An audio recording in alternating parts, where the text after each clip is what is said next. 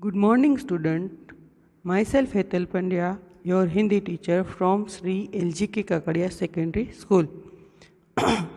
आज हम हिंदी का प्रथम प्रकरण आराधना पढ़ेंगे। आराधना एक प्रार्थना गीत है जिसे कवि वसंत बापट ने लिखा है। कवि परिचय। वसंत बापट का पूरा नाम विश्वनाथ वामन बापट है, जो मराठी एवं संस्कृत के प्राध्यापक थे। वसंत जी का जन्म महाराष्ट्र के सतारा जिले के कराड नामक गांव में हुआ था। पुणे आपकी कर्मभूमि है। वसंत बापट जी ने पूना में कॉलेज का शिक्षण लिया था। राष्ट्र के हिंद छोड़ो आंदोलन में सक्रिय रहने के कारण जेलवास भी हुआ था। राष्ट्र सेवा दल में आप अग्रणी रह चुके हैं। व्यवसाय से आप प्राध्यापक एवं संपादक रह चुके हैं। उन्होंने साहित्य में 30 से भी ज़्यादा कविता पर पुस्तकें लिखी है। आपके काव्य में राष्ट्रभक्ति, समाज जागरण एवं मानवीय संवेदना व्यक्त हुए। श्री वसंत बापट की पुस्तकों के नाम सेतु, बिजली, सकीना, अकरावी, दिशा, तेजसी इत्यादि है। आज हम इनकी एक छोटी रचना, जिसे हम प्रार्थना गीत कह सकते हैं, उसे पढ़ेंगे। देह मंदिर चित्त मंदिर एक ही है प्रार्थना, सत्य सुंदर मांगल्य की नित्य हो आराधना। दुखियारों का दुख जाए है यही मन कामना, वेदना को परख पाने जगाए संवेदना। दुर्बलों के रक्षणार्थ पौरुष की हो साधना, जीवन में नव तेज हो अंतरंग में भावना। सुंदरता की आस हो मानवता की हो उपासना, शौर्य पावे धैर्य पावे यही है अभ्यर्थना। भेद सभी अस्त होवे वैर और वासना, मानवों की एकता की पूर्ण हो कल्पना। मुक्त हम चाहे एक ही बंधुता की कामना। प्रथम पंक्ति में कवि कहना चाहते हैं कि देह मंदिर चित्त मंदिर एक ही है प्रार्थना, सत्य और सुंदर मांगल्य की नित्य हो आराधना। प्रथम दो पंक्ति में कवि कहना चाहते हैं कि शरीर एवं मन से यही प्रार्थना है कि सत्य, सुंदर और मांगल्य की हो आराधना। हमने कई बार सुना है सत्यम शिवम सुंदरम। कवि यहाँ कहना चाहते हैं कि सत्य यानी कि सच्चाई, शिवम यानी कि कल्याण, सबके लिए अच्छा सोचना, एवं सुंदर यानी कि सबको पसंद आए ऐसा। कवि कहना चाहते हैं कि शरीर एवं मन से सच्चाई के साथ लोगों का कल्याण करे और सबको खुश रखे, किसी का भी बुरा न करे, सभी मानव के लिए अच्छा सोचे और अच्छा काम करे और खुशियाँ बांटते रहे। दूसरी पंक्ति में दुखियारों का दुख जाए यही मन कामना, वेदना को परख पाने की जगाए संवेदना। कवि प्रार्थना करते हुए कहते हैं कि दुखी लोगों के दुख दूर हो जाए और मनुष्य एक दूसरे की पीड़ा का अनुभव करे। मतलब कि एक दुखी है, उसका दुख देखकर सब समझ सके कि वो दुखी है और दुखी लोगों को खुश करने की कोशिश करे, उनके दुखों से मुक्ति मिले। समाज में जो दुर्बल है उसकी रक्षा करने के लिए शक्ति का प्रयोग हो, साहस का प्रयोग हो। हम अपनी शक्ति का प्रयोग निर्बल पर करते हैं। तीसरी लाइन में कवि ने कहा है दुर्बलों के रक्षणार्थ पौरुष की हो साधना। दुर्बलों के रक्षण के कारण हमें साहस होना चाहिए। हम क्या करते हैं कि जो हमसे शक्तिशाली है उसको हम प्रणाम करते हैं और जो हमसे दुर्बल है उसको हम घृणा करते हैं, रोष जमाते हैं। यह कवि समझाना चाहते हैं कि जो शारीरिक निर्बल है उसका रक्षण करें। हम अपनी शक्ति का प्रयोग नहीं करना चाहिए, बल्कि जिसको तन मन धन से मदद कर सकते हैं वह करे। दुर्बलों की रक्षा के लिए शक्ति और साहस का प्रयोग करें। तीसरी पंक्ति में जीवन में नव तेज हो अंतरंग में भावना, सुंदरता की आस हो मानवता की हो उपासना। शौर्य पावे धैर्य पावे यही है अभ्यर्थना। कवि तीसरी कड़ी में कहना चाहते हैं कि सबके जीवन में नया प्रकाश, नई उम्मीद हो, सबके हृदय में कार्य करने की भावनाएं हो। अच्छा कार्य करने की भावनाएं हो, सभी मनुष्य में मानवता की पूजा करे, सभी मनुष्य में मानवता जगाए, मनुष्य बहादुर बने और धैर्य मतलब धीरज से कार्य करे। कवि की यही प्रार्थना है। उदाहरण, यदि मनुष्य पर कोई मुश्किल आ पड़े तब उसका हमें हिम्मत से, साहस से सामना करना चाहिए और धैर्य से उसे पार करना चाहिए।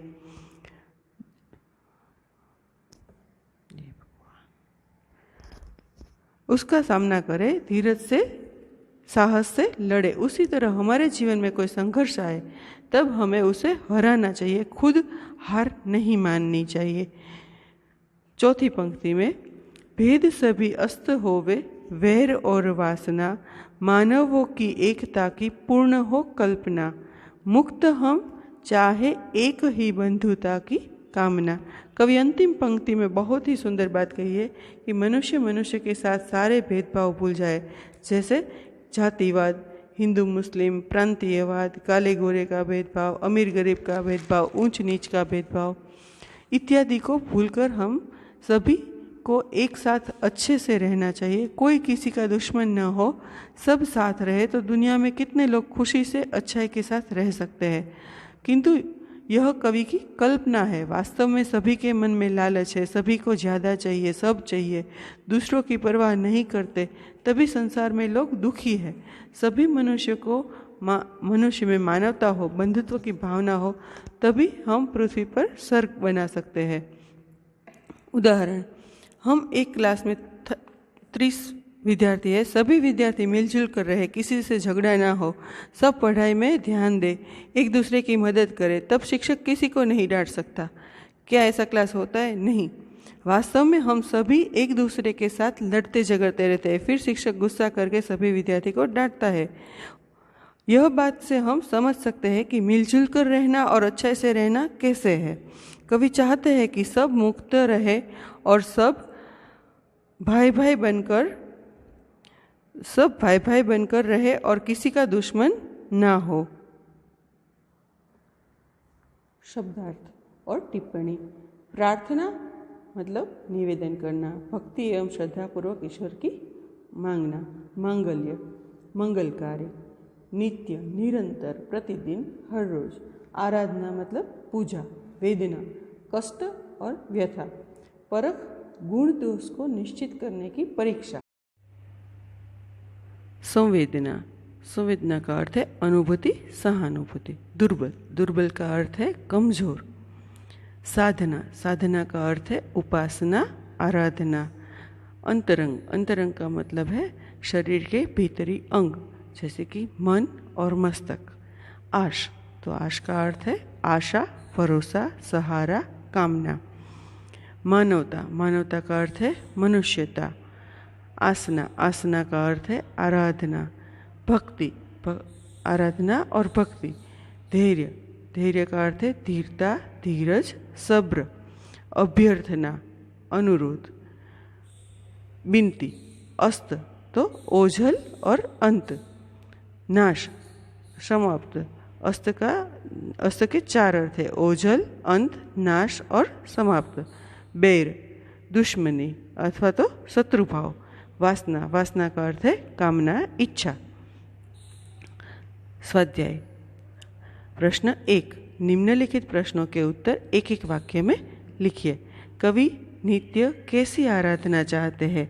कवि नित्य ऐसी आराधना चाहते हैं जिसमें सत्य, सुंदर और मांगल्य की भावना हो। बे, कवि कैसी मनोकामना चाहते हैं? तो कवि चाहते हैं कि दुखी लोगों दुख से मुक्त हो, ऐसी मनोकामना कवि चाहते हैं। 3, कवि दुर्बलों के रक्षणार्थ किसकी साधना चाहते हैं? कवि दुर्बलों के रक्षणार्थ पौरुष यानी कि साहस की साधना चाहते हैं। कवि किसकी अभ्यर्थना करते हैं? कवि सबके जीवन में नया प्रकाश, नई उम्मीद आए ऐसी अभ्यर्थना करते हैं। कवि कैसी बंधुता की कामना करते हैं?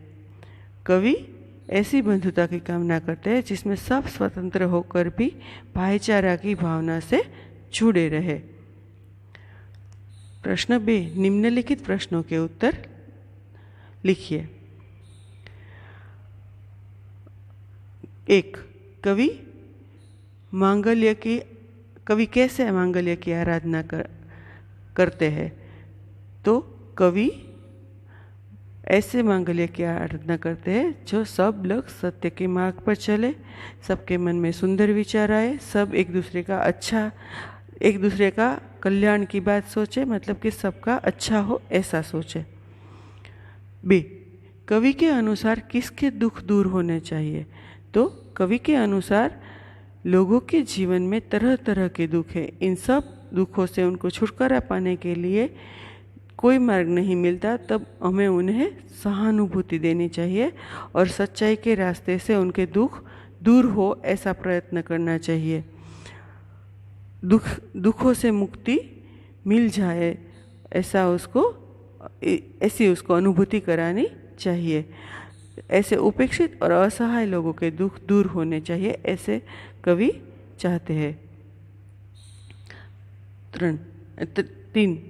कवि की क्या अभ्यर्थना है? कवि चाहते हैं कि मनुष्य जीवन में नया प्रकाश आए, वह नई चेतना का अनुभव करे, नई उम्मीद उसके मन में जागे, उसके हृदय में सुंदर और नए विचार हो, उसकी सभी आशाएं पूरी हो, वह मनुष्यता की पूजा करे, सब लोग धीर वीर बने, धैर्य से काम ले और साहस से काम करे, ऐसी कवि की अभ्यर्थना है।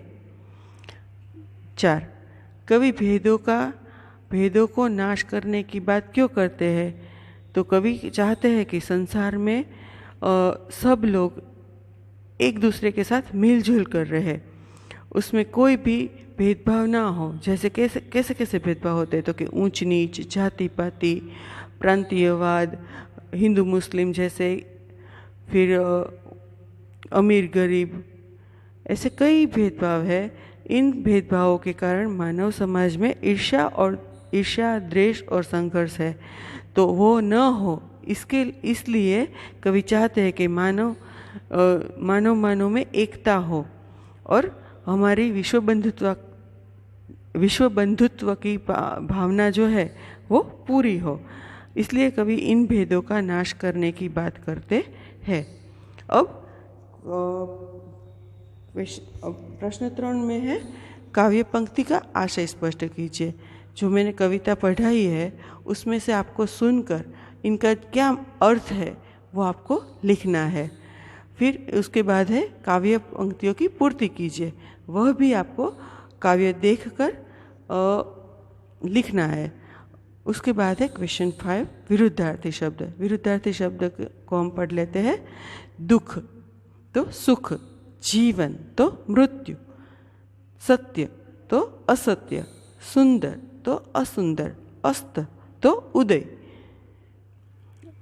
आज हम यह प्रकरण यहाँ समाप्त करते हैं।